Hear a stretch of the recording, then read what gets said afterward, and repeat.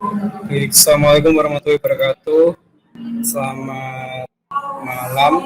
Kami dari kelompok 3 akan menjelaskan proyek akhir kami, yaitu sistem informasi geografis, di mana koordinatornya yaitu saya sendiri, Saiful Anwar Saidi. Terus kemudian untuk anggotanya, yang pertama ada Sutrasno Andri Wibowo, Desi Alsinta, Nujul Jiantoro, Nisa Rahma Ramadhani, dan Dindo Losita Fitri.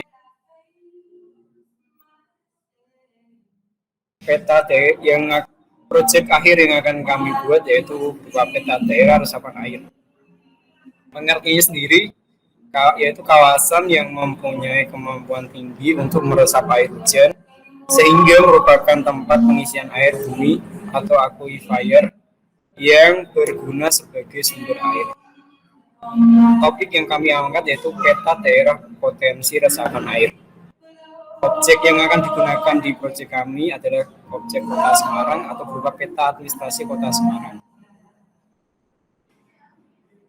Untuk kebutuhan sistem yang akan kami gunakan yaitu untuk datanya yang pertama kami membutuhkan peta administrasi Kota Semarang, kemudian data curah hujan Kota Semarang, data bentang lahan di Kota Semarang, kemiringan lereng, dan data jenis tanah. Sementara untuk software yang akan kami gunakan yaitu software ArcGIS. Untuk metodenya akan menggunakan metode scoring dan overlay.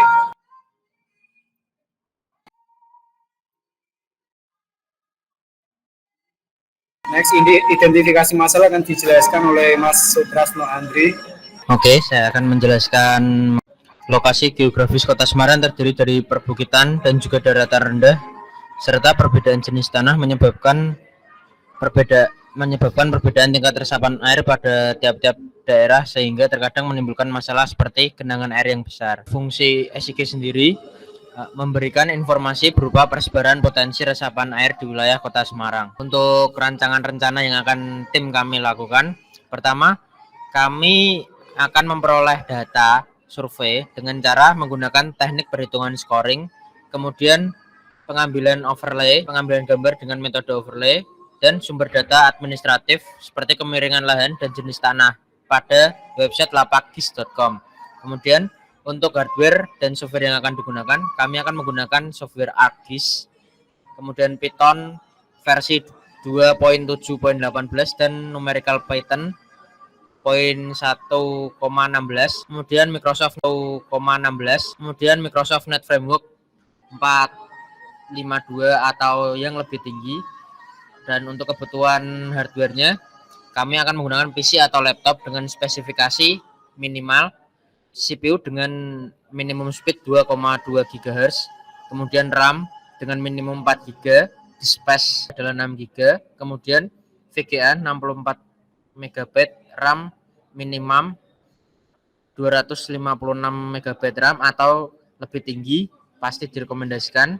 Untuk VGA-nya bisa menggunakan NVIDIA, AMD ataupun Intel chipset. Berikut adalah contoh peta-peta yang akan kami gunakan. Pertama, ini peta administrasi, peta daerah banjir Kota Semarang, peta curah hujan Kota Semarang, peta lereng Kota Semarang. Selanjutnya sistem SIG akan dijelaskan oleh Mbak Dinda Losita Fitri. Mbak Dinda dipersilakan. Baik, di sini secara global, yaitu di sini kita perlu data input berupa tabel data, peta, serta analisa, kemudian akan diproses dan juga akan dilakukan scoring data. Setelah itu, setelah data diproses, kemudian data akan menghasilkan sebuah outputnya berupa peta, informasi, serta laporan.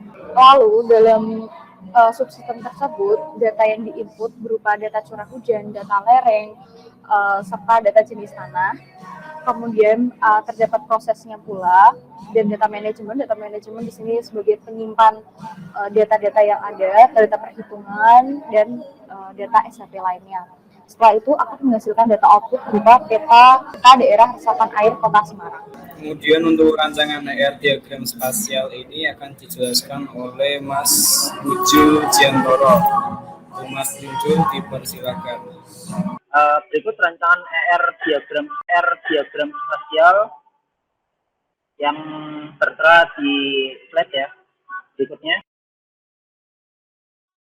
Kemudian rancangan ORGL jenis spasial itu data poligon tersebut juga memiliki data pendukung yang jelasnya adalah sebagai berikut. Satu, poligon curah hujan berisi data spasial curah hujan serta data non spasial infiltrasi atau sebuah kategori tingkat hujan, contohnya hujan lebat, sedang hingga ringan. Kedua, poligon potensi lahan berisi data spasial potensi lahan serta data non spasial kategori lahan, hutan lebat hingga pemukiman. Kemudian tiga, poligon jenis tanah berisi data spasial jenis tanah serta data non spasial permeabilitas atau tingkat resapan tanah. Contohnya cepat meresap air hingga bisa menyerap dalam air hingga bisa menyerap dalam bentuk prosentasi atau apa. 4. Poligon kemiringan lereng berisi data spasial kemiringan lereng serta data non spasial klasifikasi kemiringan, yaitu landai, miring atau rata dalam bentuk angka atau persentase. Kemudian lanjut untuk skeleton tabel. Skeleton tabel akan dijelaskan oleh Mbak Dinda Locita Fitri. Untuk Mbak Dinda dipersilahkan. Baik, di sini akan saya jelaskan skeleton tabelnya. Di sini ada beberapa tabel yang kita butuhkan. Yang pertama kecamatan, fieldnya terdiri dari ID kecamatan dan nama kecamatan. Kemudian ada jenis tanah, yaitu berisikan field ID jenis, deskripsi tanah, serta nilai. Berikutnya ada tabel kemiringan lereng dengan ada field ID kemiringan, deskripsi lereng, nilai kemiringan, dan ID infiltrasi. Selanjutnya juga ada tabel potensi tanah dengan tanah dan kemudian ada ID infiltrasi dan nilai.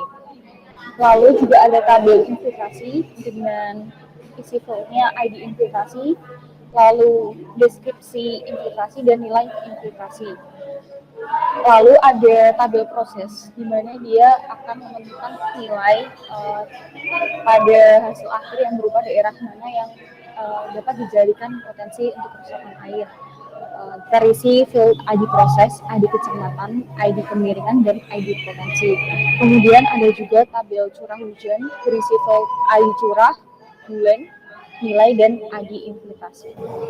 Selanjutnya untuk bagian kamus data akan dijelaskan oleh Mas Andre Sutrasno. Untuk Mas Andre dipersilahkan. Baik, untuk kamus data akan saya jelaskan. Pertama, kita memiliki sebuah tabel bernama tabel kecamatan. Di dalamnya terdapat beberapa field, ID kecamatan, nama kecamatan.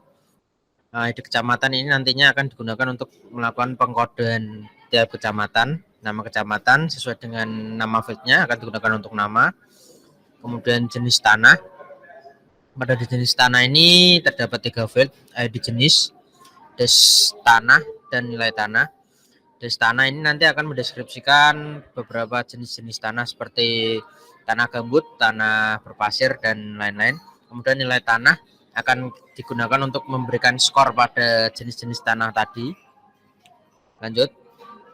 Kemudian ada tabel kemiringan lereng. Untuk kemiringan lereng ini kita memiliki ID kemiringan, des lereng, kemudian nilai kemiringan, dan ID infiltrasi. Infiltrasi ini nanti akan digunakan untuk memberikan scoring juga. Nomor tingkat kerawanan yang akan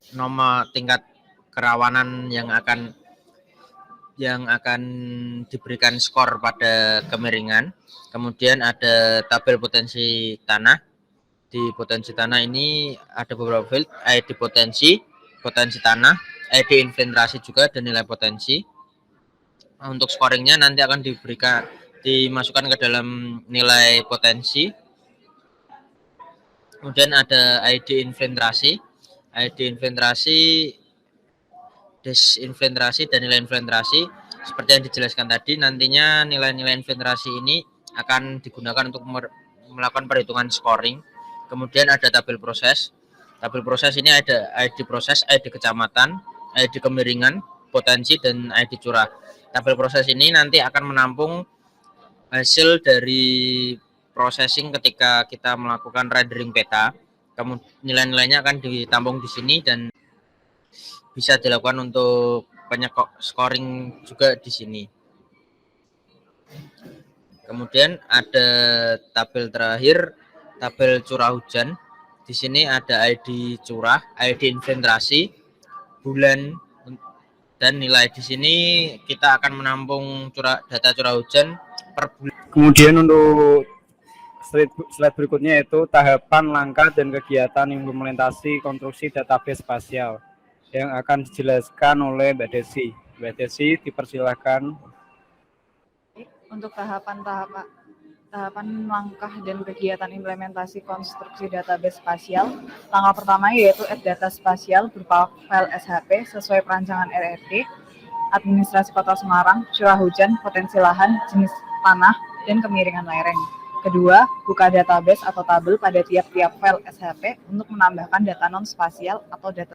Yang ketiga, tambahkan field dan jenis field sesuai dengan rancangan kebutuhan pada poin C, yaitu pada administrasi membutuhkan field luas, wilayah, dan nama kecamatan serta koordinat dan sebagainya.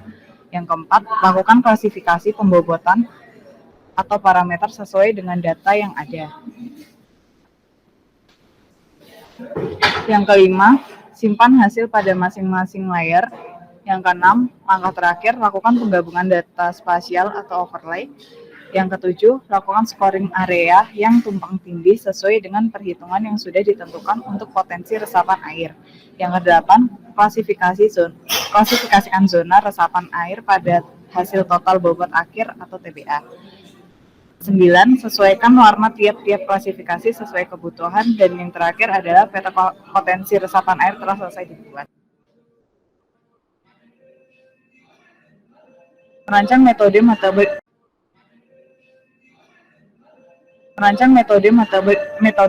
manipulasi data. Yang pertama, manipulasi data non-spasial. Data non-spasial akan digunakan metode scoring dalam pengolahannya, di mana data-data yang akan dikelompokkan sesuai dengan kategori dan nilai yang telah ditentukan sebelumnya. Yang kedua, manipulasi data spasial. Pada data spasial akan digunakan metode overlay atau tumpang tindih. Overlay akan memudahkan pemrosesan data spasial yang terpecah menjadi beberapa layer dan kemudian dijadikan satu. Selanjutnya akan dijelaskan oleh Mbak Nisa Ramadhani. Mbak Nisa, dipersilahkan. Terima kasih atas waktunya. Jadi yang pertama, analisis spasial adalah bobot parameter resapan air. Jadi pada keempat data dasar yang kita miliki, masing-masing data memiliki bobot tertentu untuk nantinya dijumlahkan menjadi parameter resapan air. Next. Spasial data kemiringan lahan. Ini di sebelah kiri dan kanan sebenarnya sama, karena yang sebelah kanan adalah versi simpelnya. Jadi klasifikasi dan interval kelas tingkat kelerengan itu ada dibagi 5, kami bagi 5. Yang pertama sangat rendah, kemudian rendah, sedang, tinggi, hingga sangat tinggi. Next. Selanjutnya, analisis spasial data tekstur tanah. Di sebelah kiri ini ada klasifikasi spasial berdasarkan jenis tanah, pasir berlempung, sampai tanah bertekstur lempung. Untuk yang di sebelah kanan menggunakan istilah-istilah teknis seperti regosol, aluvial, andosol, sampai grumusol. Untuk harkat itu adalah skornya. Skornya kami nilai dari 5 hingga 1. Next, analisis spasial data penggunaan lahan masih sama. Di sebelah kiri dan kanan sebenarnya sama aja, tapi di sebelah kanan itu versi lebih simpelnya. Jadi pada analisis data penggunaan lahan, kami mengklasifikasikannya menjadi 5 jenis data. Dari mulai hutan lebat hingga pemukiman dengan skor 5 hingga 1. Next. Selanjutnya akan dijelaskan oleh rekan saya, Desi. Persilakan Mbak Desi. Baik. Untuk tahapan selanjutnya yaitu adalah tahapan langkah atau alur proses manipulasi data dengan software. Langkah pertama yang harus kita lakukan yaitu adalah pengumpulan data. Data ini bisa berasal dari data lapangan terestrial atau data penginderaan jauh, data peta atau map, dan data statistik. Untuk yang kedua adalah tahap pengolahan data. Pada tahap ini data. Pada tahap ini, data yang didapat akan diarsipkan dan dimodelkan terlebih dahulu. Pengarsipan data dilakukan secara berkelompok sesuai dengan jenis datanya agar lebih mudah saat proses pengolahannya nanti. Yang selanjutnya adalah manipulasi dan analisis data. Pada tahap manipulasi peta dasar yang didapat akan diubah menjadi peta digital yang nantinya akan dianalisis. Yang terakhir adalah tahap keluaran. Pada tahap ini adalah tahap akhir dalam proses kerja SIG, hasil output yang dapat berubah. Pada tahap keluaran ini, tahap akhir dalam proses kerja SIG, hasil outputnya dapat berupa peta, grafik, tabel, atau laporan sesuai dengan kebutuhan data. Selanjutnya akan dijelaskan oleh Mbak Dinda. Berdasarkan tahapan yang telah dijelaskan oleh Mbak Desi, berikut ini adalah interface input-output dari sistem informasi geografis yang akan kami buat. Yang pertama ada inputnya. Inputnya itu terdapat peta dasar, tabel perhitungan, analisa, data parameter, dan citra satelit. Data-data tersebut akan diolah, diinput, dan diproses untuk menghasilkan sebuah peta dan sebuah informasi. Untuk bagian B, merancang arsitektur SIG dan pengembangannya. Pada bagian ini saya akan menjelaskan bagaimana sebenarnya cara kerja sistem SIG ini. Pada sistem ini, browser sebagai klien akan mengirimkan request ke server dalam bentuk data spasial berupa lokasi koordinat X dan Y yang diklik oleh kursor. Kemudian oleh web server, request ini akan diteruskan kepada web server untuk dibaca map filenya dan data-data yang untuk membentuk gambar yang sesuai dengan request untuk kemudian akan dikirimkan kembali ke web server. Setelah dikembalikan ke web server akan mengembalikan lagi kepada klien sesuai dengan format tampilan pada template-nya yang sudah disediakan tadi. Selanjutnya untuk poin C akan dijelaskan oleh Mbak Dinda. Berikut ini adalah tampilan dari use case diagramnya, di mana masyarakat dapat melihat hasil akhir berupa peta informasi di era resapan. Dalam peta tersebut tentunya memuat data curah hujan, data kemiringan lereng, serta data lahan. Selanjutnya poin D. Poin D akan saya jelaskan di sini, yaitu berupa activity diagram, di mana activity diagram ini akan memperlihatkan urutan proses yang terjadi pada sistem yang akan kami buat dan membantu memahami proses secara keseluruhan. Activity diagram ini ada dua bagian, yaitu oleh user dan yang kedua oleh sistem ArcGIS, yaitu aplikasi yang kami gunakan. Yang pertama, dari user akan mengumpulkan data, kemudian dari data-data yang telah dikumpulkan tadi di scoring dan dilakukan pembuatan untuk masing-masing data. Selanjutnya, data yang sudah di scoring dan dilakukan pembuatan akan dilakukan overlay, di mana overlay ini yang melakukannya itu sistem ArcGIS. Kemudian data yang sudah di overlay tadi dihapus data-data yang tidak diperlukan. Setelah terpilih data-data yang diperlukan, dilakukan scoring data lagi yang telah di overlay tadi. Kemudian dari sistem ArcGIS akan menampilkan sebuah peta, yaitu berupa peta resapan air. Activity diagram pun sudah selesai. Selanjutnya lanjut ke poin E. Poin E akan dijelaskan oleh Mbak Nisa Rahma. Mbak Nisa Rahma, dipersilakan. Untuk selanjutnya yaitu merancang spesifikasi instan objek dan hubungan di antaranya menggunakan class diagram. Jadi pada class diagram ini sedikit berbeda dari rancangan sebelumnya. Di sini saya merancang dengan menyesuaikan kebutuhan dari ArcGIS, di mana ada 4 data utama, yaitu jenis tanah, kemiringan lereng, tuplah atau penggunaan lahan, dan yang terakhir adalah curah hujan. Dari keempat data ini nantinya akan di-overlay atau dijadikan satu pada database. Jadi database resapan air ini mengambil nilai bobot dari keempat data utama, disatukan, kemudian diolah scoring menjadi resapan air. Untuk poin F akan dijelaskan oleh Mas Nujul Jantoro. Persilahkan. Sampai poin F, kita akan merancang interaksi antar objek dan susunannya berdasarkan urutan dan rangkaian waktu. Kita akan menggunakan sequence diagram. Berikut penjelasannya. Untuk pengguna diagram sequence untuk merancang interaksi antar objek dan susunannya. Jadi terdapat satu aktor, yaitu user, dan 2 objek, peta dan data scoring ya. Pertama-tama user akan masuk ke tampilan peta dengan menggunakan tampilan gambar peta, lalu data scoring akan memberikan scoring daerah resapan air dan di dalam data scoring kemudian data akan menghasilkan scoring. Setelah itu akan menampilkan peta informasi daerah resapan air. Selanjutnya yaitu poin H. Poin H yaitu tentang merancang tahapan rencana kegiatan dan alat implementasi aplikasi SIG.